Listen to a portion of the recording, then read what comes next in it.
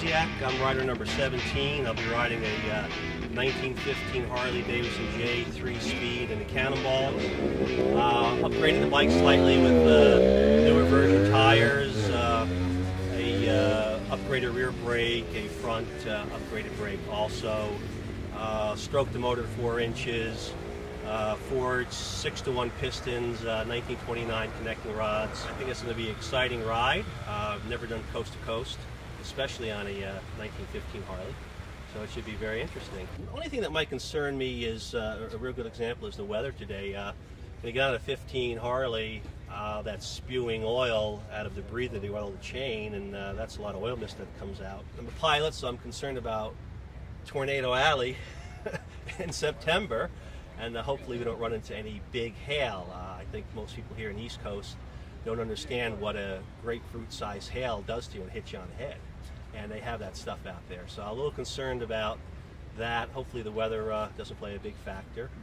And 75 or 80 or 90 nuts like me, we should all fit together and hopefully complete it with no one getting hurt, and it'll be a lot of fun.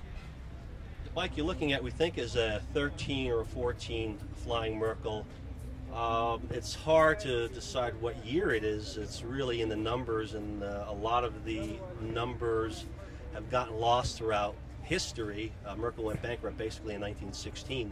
That's when the last Merkel was produced. And interesting part about this particular bike, the engine was found in Uruguay, South America. I have some spotters down there, and my spotter called me one day when I was heading down to South America, told me he had a few parts and mentioned a Flying Merkel engine, and I just said, no way, there's no way that there's a Flying Merkel engine in Uruguay. Flying Merkel had gone down to Buenos Aires in 1914 and 1915, and they won both years. The Buenos Aires Motorcycle Club had an endurance run. It was about a 9 to 10 hour run. I think it was about 500 miles. Flying Merkel won in 1914, Flying Merkel won in 1915. I have pictures of the bikes, I have the guys' names who won the races. I think they left the bike there. There's no reason to ship a bike 7,000 miles south, win 2 races, and ship it back. They probably sold the bike in South America, and probably is one of the endurance motors. It's really been set up for endurance racing, sleeve cylinders, different carburetor, different intake manifold. The Merkel was one of the few bikes that was purposely built to race. Baldwin Jones and the people at Merkel, the engineers, built this bike purposely to race. And if you just look at the gas tank, counterclockwise on a board track, where's all that fuel going to go? To the outside of the tank. So the Merkel would run longer between pit stops than the Harley, where the gas would puddle up on one side, and they would run out of gas probably with 10 or 15 or 20 ounces of gas still in the gas tank. So basically a road bike modified to a race bike, that's the first true super bike in my opinion. You're looking at it. Merkel was well ahead of its time. That's the Merkel. This is a 1916 Harley, 8-valve racer. Somewhat of a reproduction bike. There's really only 3 or 4 8-valves in the world that are totally original. Fred Lang out of California manufactured the cylinders, copied off of a 16, original 16 bottom end. Frame came out of Germany.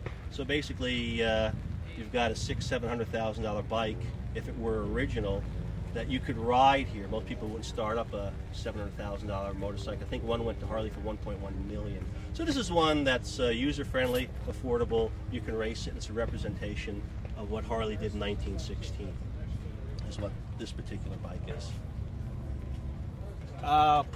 Bike took 3 or 4 years to really get it together, and its debut was going to be out in Washington, Ohio, so I asked my wife to come down and my daughter to come down into the shop to kind of give it its blessing.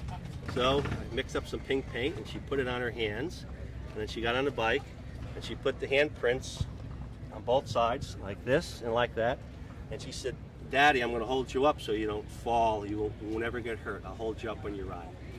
I blew up the engine, broke the flywheels, connecting rods at about 65 miles an hour, locked up the back wheel, and I'm still standing. I didn't fall over, so I guess it works. A little bit of magic there. You want to hear it?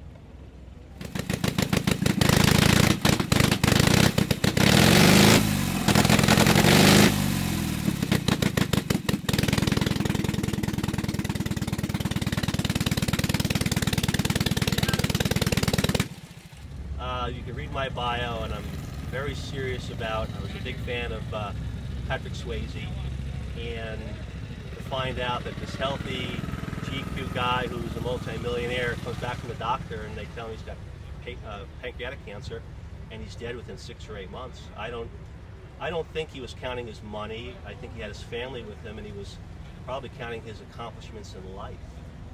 And I had a little incident about 3 or 4 years ago where I was kind of told the same thing, and I'm still standing here, and my whole perspective on life has changed, where job is not number one.